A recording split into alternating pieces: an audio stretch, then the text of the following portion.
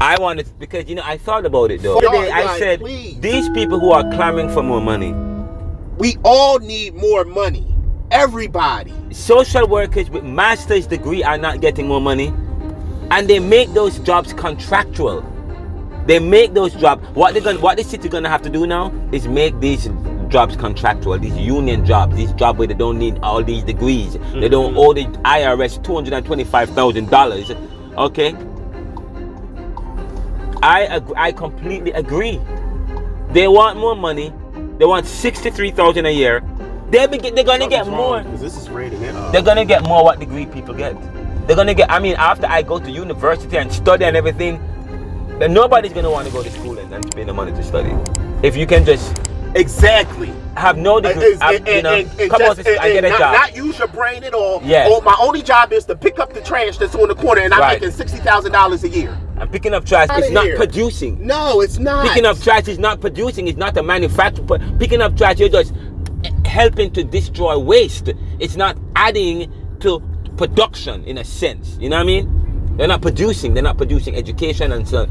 Okay? So I mean, I don't know why. Is that blocked off? Can I get? Oh no, I can't get. They're lucky. They're gonna create technology where we don't even need trash and people to pick up trash. Okay? But they need to create an opportunity for people to become more responsible. Have the places for you to dispose of your trash and the trucks pick it up, and one truck pick it up, or a machine truck, operated truck pick it up. Okay.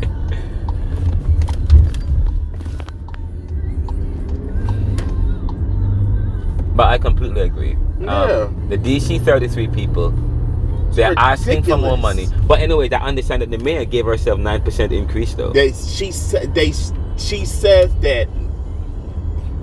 I mean, that's a whole nother story. But she says that she didn't. She said her cost of living raise was already established through legal documents, so I can't remember the exact terminology, before she even took office in 2003. Like her cost of living, her COLA cost of living raise was already determined, and it wasn't a 9%, it was 3.14%. But everybody who works in her office makes over $100,000. Oh. You know what I mean? So and she created 3 new positions that Mayor Jim Kenney didn't have. Okay. You know what I mean? So like, yeah, there we go. You know what I mean? Yeah. And your cost of living, you don't need to make $200,000 to have a comfortable life in Philadelphia. They give her a house, they pay her rent, they get the car. Right. Health insurance, she don't pay none of that. Right. She's on welfare. As long as she's mayor, she's on welfare. Okay? She is on welfare as long as she's mayor. So for 4 years, she don't pay nothing. The state takes care of her, while her $200,000 a year go to a bank account. Okay? So I don't even know what she's talking about. She doesn't deserve an increase. What the people who deserve an increase in this city are people, social workers, Renaldo, you don't read my, well, you always say I don't read your posts either, but you don't read my posts. No, because you talk on the podcast. No, I don't. You put me on that podcast and... Yes, because podcast is powerful. Okay? You put me on that podcast. Because the post, people not gonna see the post unless Facebook wants to rehash it. Sitting out here.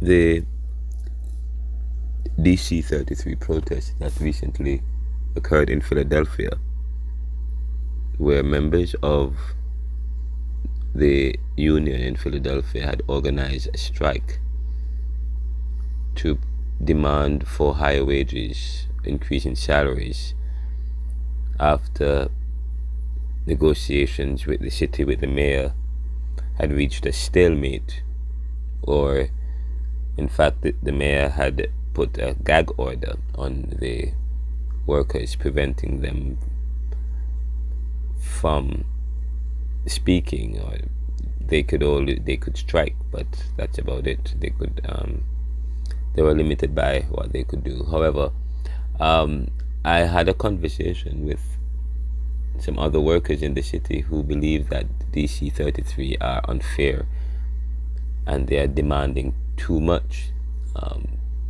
The argument they are presenting is that many of the people DC33 represent workers who work for the who work in certain industries, semi-professional industries, laborers, semi-professional industries, not necessarily professionals, but they're workers, but not necessarily professionals. Not they don't represent social workers, case managers, and certain professionals in the city. They persons who have jobs where they're required to have 2 masters and have years of experience, and so forth.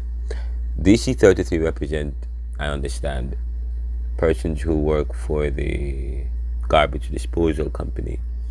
And according to one gentleman, he said that these workers, the people who are demanding increase, they want increase that would push their salaries to up to $63,000 a year.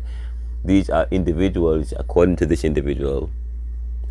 person, individuals who don't have degrees, who don't have 4 or 6 year education. The job does not require them to have a degree. They could be a high school dropout and they have this job. They could have a high school diploma and they have this job. Doesn't require years of training. Yet they serve the city and they serve it well, and they do jobs that I guess other people wouldn't want to do, or because of probably training. Probably it's unfair to say they have these jobs, but that is the case.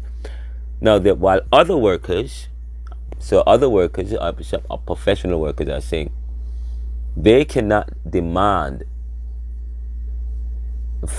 to get salaries that up to $63,000 a year, when professionals in the city are getting, if that or less. Some people are getting less than that. Some people get with college degrees are getting jobs 43,000.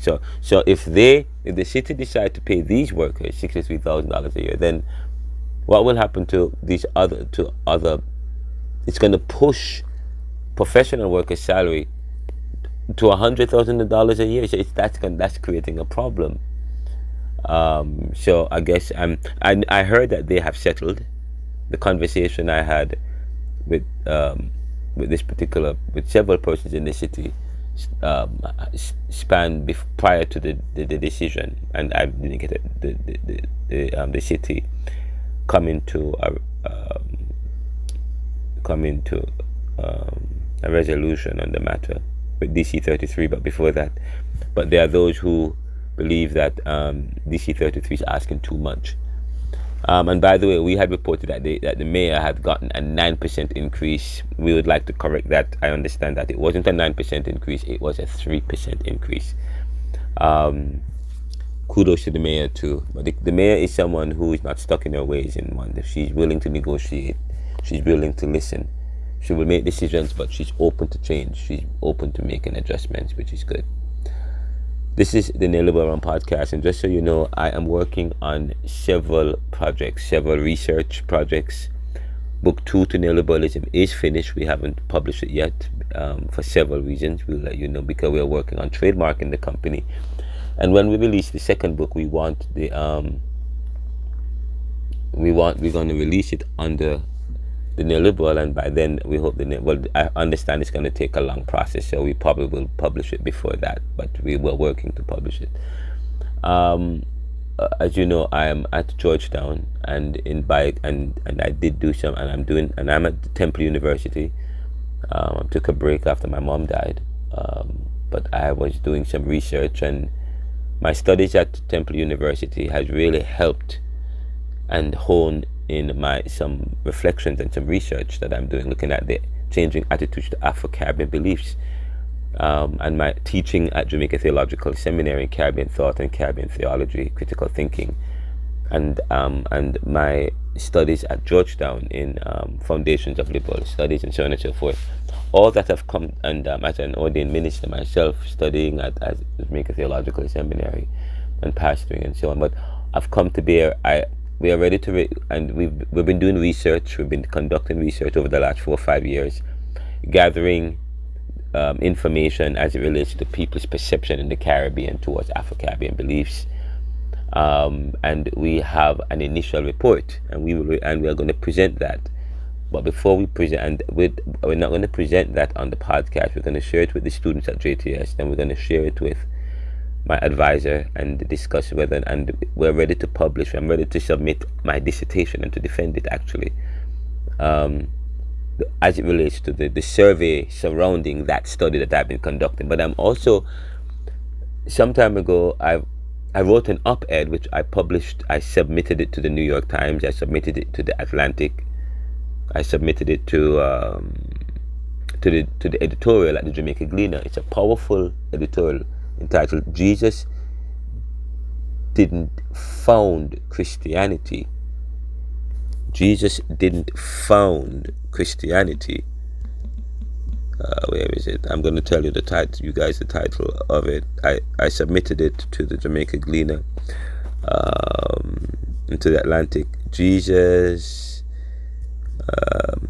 I'll give you guys that. Jesus didn't come to start a religion. He came to end spiritual elitism. Well, Jesus didn't come to start a religion. That's one type, but I don't think that's the title of the op-ed. I think that's the letter that I sent. But the title of the op-ed is Jesus didn't found a religion. He came to end spiritual elitism. Something to that effect. But you'll hear about it. Right, here we go. Jesus didn't found Christianity. He undermined religious elitism. Jesus didn't found Christianity. He undermined religious elitism. And I am going to publish it. I publish it as an op-ed. I've submitted it and I'm waiting for it to be published. If it is not published, if the New York Times doesn't publish it, if the Atlantic doesn't publish it, of course it will. I've submitted it to the Gleaner Company, and it will be published by the Jamaica Gleaner. If not, you will also find a copy of it in the Neoliberal journals, but probably not until about 2 or 3 weeks from now. And we will talk about it on the podcast as well. What am I getting at? It's quite profound. It's quite powerful. Jesus didn't found Christianity. He undermined religious elitism. And the piece challenges conventional narratives about Jesus' purpose and examines how early Christianity may have strayed from his original message of radical spiritual inclusion. And I believe this offers timely reflection amidst current global debates on faith, belonging, and exclusion. And of course, the piece is it's under 900 words, and it's an original. We submitted it to the Times, and we hope that they will consider it. We hope that, and you will get a chance to hear it. This is the Neoliberal podcast, and of course, following this particular, following this, you will hear some discussions I had on the street for Street Vibe, discussing with individuals as it relates to this DC33 and their feelings towards it, because it's always good to consider the other side. There's always the other side of life, and it's always good to consider it. It's always, a coin tells you a lot. It's always good to flip it.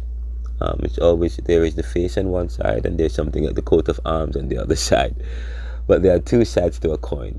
So we talked the last time when we talked on the podcast. We talked about DC33. We interviewed some of the people from DC33 and what their gripes were, and we, in a sense, had come to sympathize with them without understanding that there are those other workers who believe that they are being unjustified, unfair, and they're too exorbitant in their demands. However, there are those who agree that as much as the city did not, the mayor did say that she didn't ask. She's asking for 3%, but she did hire 3 more persons in her staff since she came on board, and they all are getting in excess of $100,000 a year. That's over 300. That's over $250,000. Plus, she got a 3% increase. So, but anyway, we're happy that they have come to, they have resolved it. I'm happy that they've resolved it, and that's good. But thank you for listening. Thank you for joining. Continue supporting us. We will be broadcasting from a studio shortly. Some of the episodes will be from a studio. shortly. You'll know more about that, and we will have some. We will continue with. We have several lectures that we haven't published or shared with you. We will do so shortly. The Neoliberal podcast. Well, good.